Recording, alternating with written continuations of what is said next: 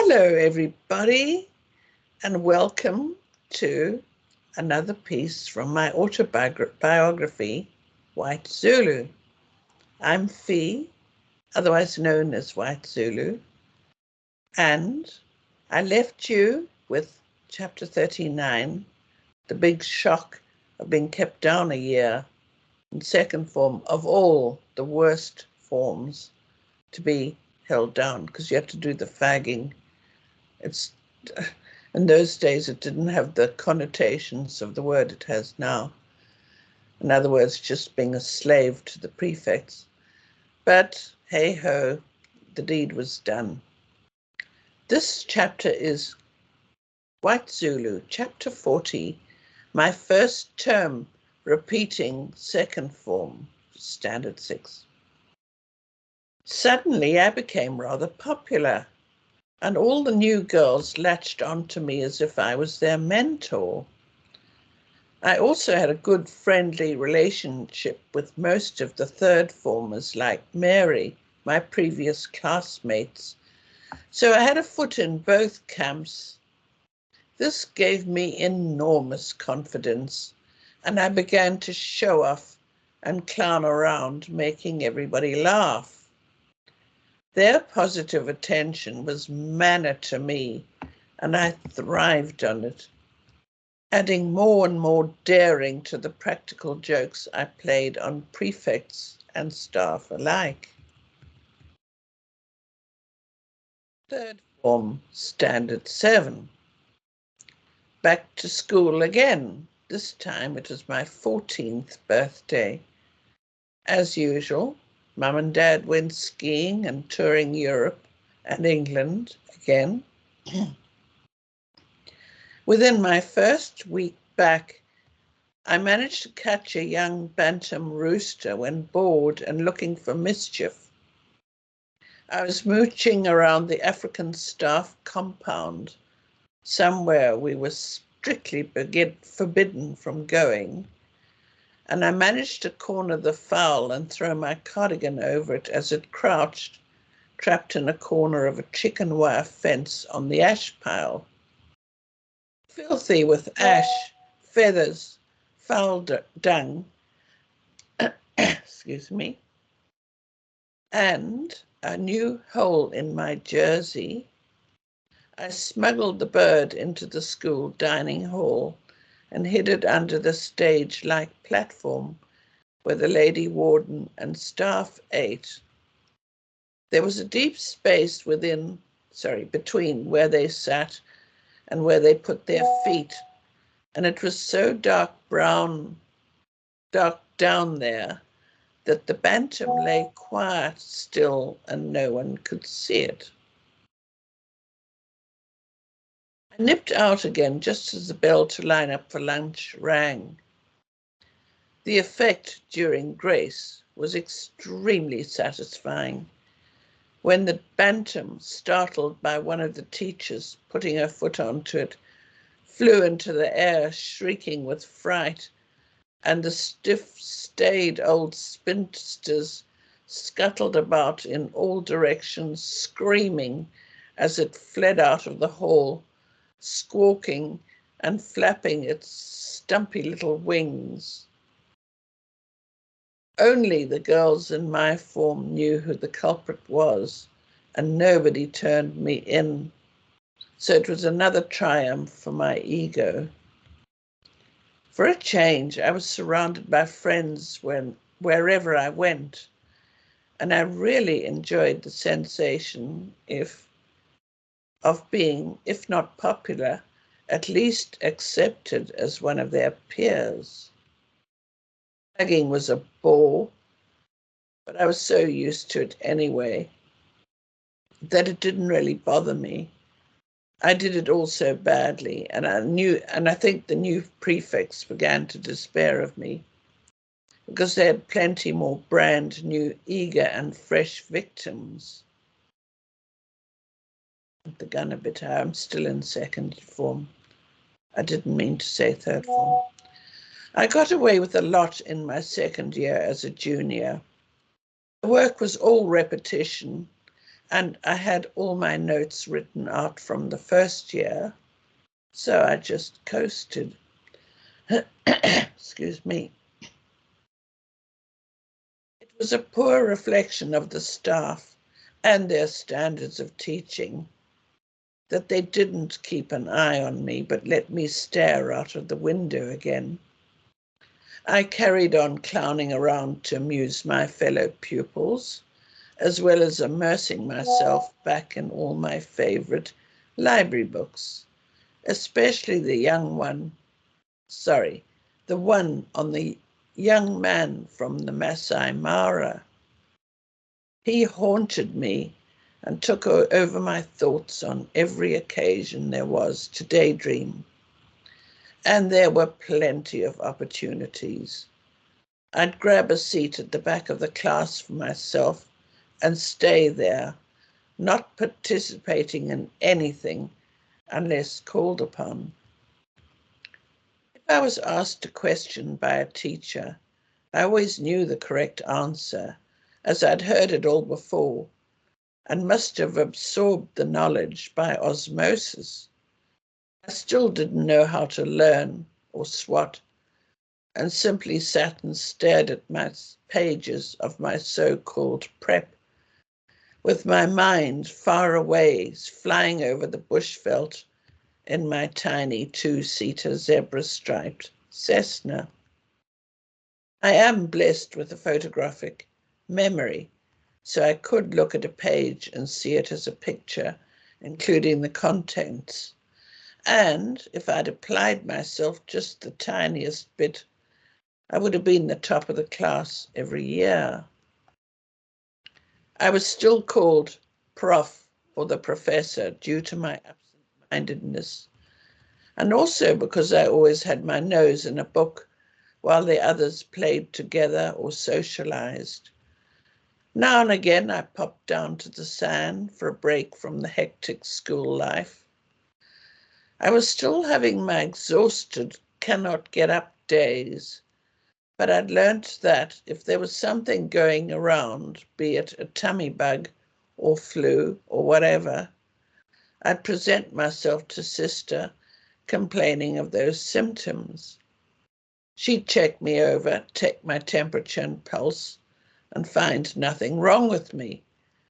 But to be on the safe side, because I insisted that I had the same sore throat, swollen glands, or headache, or tummy ache, that she'd better keep me in overnight anyway and starve me just in case.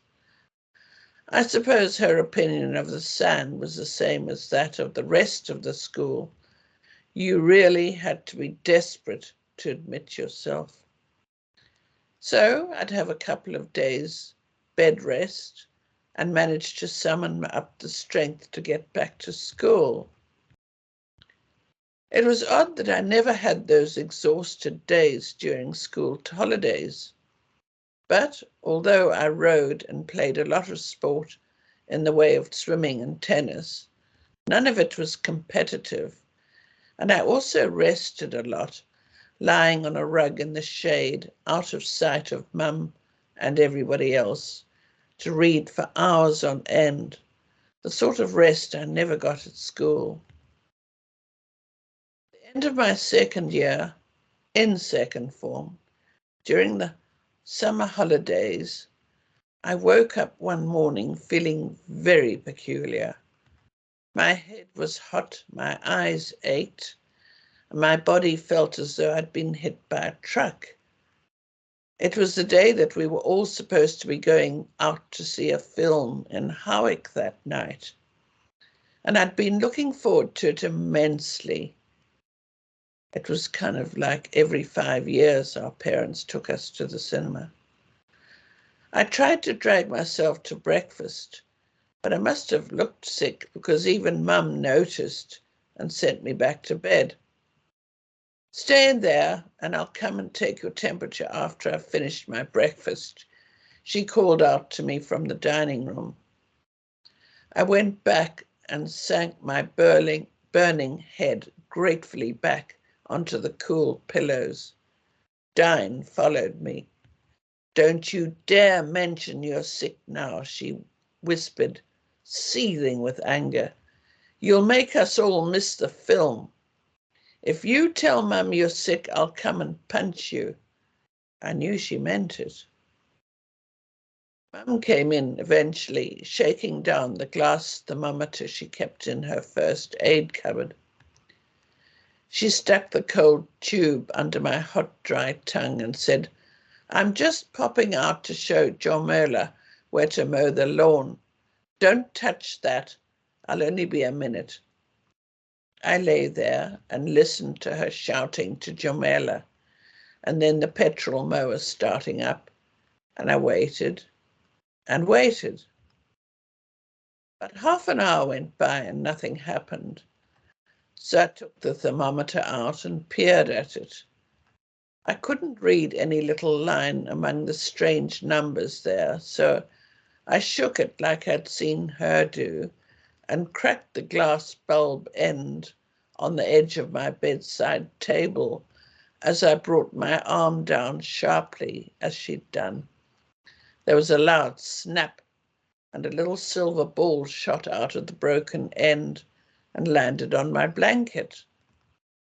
I was fascinated and poked it with my forefinger.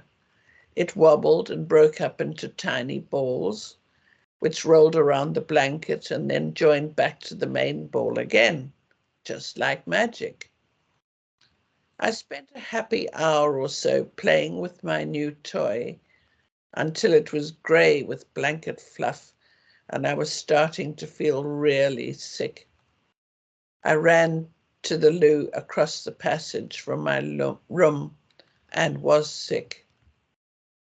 Felt absolutely terrible and lay on the cold bathroom floor for a while, resting my feverish forehead against the cool porcelain. Then I dragged myself back to bed, forgot all about my silver ball of toxic mercury, and kicked it off the blanket and onto the floor, where it disappeared within the grass matting, which served as a bedside rug.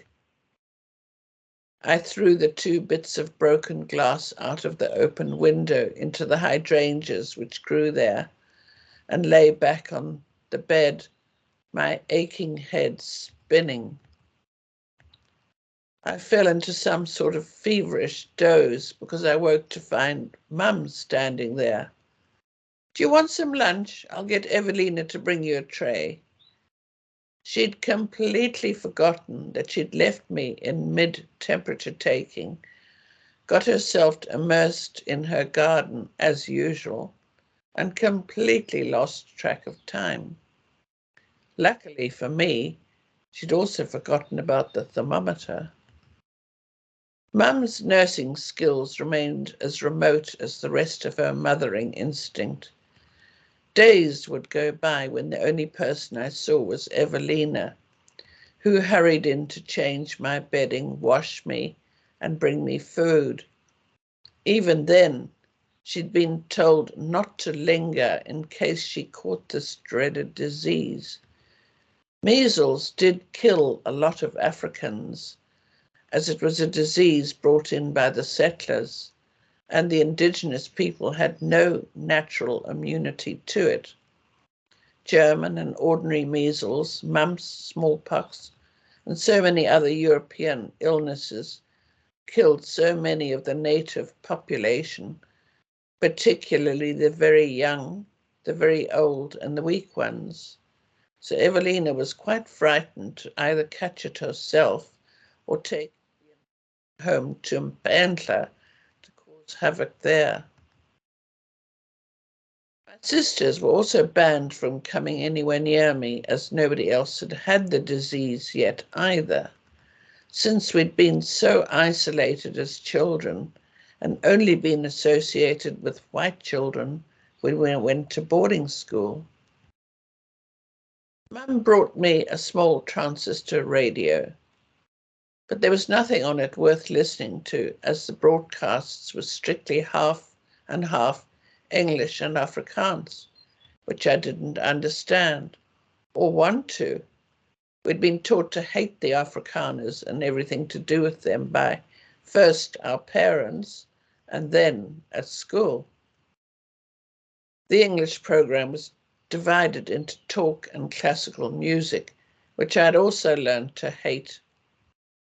Every Saturday morning at school for 2 hours, our classes were forced to sit absolutely still in the main assembly hall on hard chairs for musical appreciation. Our backs had to be straight, our hands in our laps and ankles crossed like ladies, and we had to listen to classical music. Not light stuff either, both chamber music and operas such as Purcell, Handel, Gluck, and the like. We weren't allowed to take in any knitting, embroidery, or any form of handwork either, which made it all more boring. We were in our very early teens and had ears only for pop music.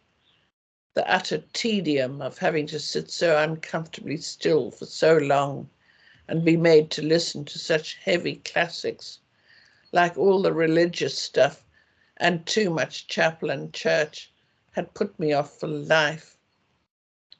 So I tried to listen to the radio, but there was nothing on it for a 13-year-old, other than the beef market prices and mutton and wool sale figures, which Dad listened to on his own transistor at the lunch table every day anyway. I turned it off and lay there for hour after hour, feeling terrible and running a fever, with severe headaches and very sore, watery eyes. Eventually, I couldn't stand it any longer, and after listening carefully to hear if anyone was about, crept out of my room into the passage, grabbed a book from the shelves which lined it, and shot back into bed, my head spinning and my heart pounding with the effort. After the dizziness faded, I opened my book, one I'd read many times before, Enid Blyton's Island of Adventure, and began to try and read. The fact that the curtains were drawn shut and I was hiding my book under the bedclothes made the light so poor I could hardly see through my aching, watering eyes. But I persevered and read on and on. That's it for this time. More to come. I hope you're enjoying it. And I tell you what, it gets worse. I do want to thank John Moslane very much for, he's my producer, and he puts aside every Friday afternoon to do these videos with me. And Sean van Vuren uploads them to the YouTube channel for me with great precision and perfection. Want to thank him too. And if you want any more information and photographs about my other works, I've written 4 other books, please visit my website at www.whitezulubook.com. Thank you so much for listening. Have a great day, and I'll see you next time. Goodbye.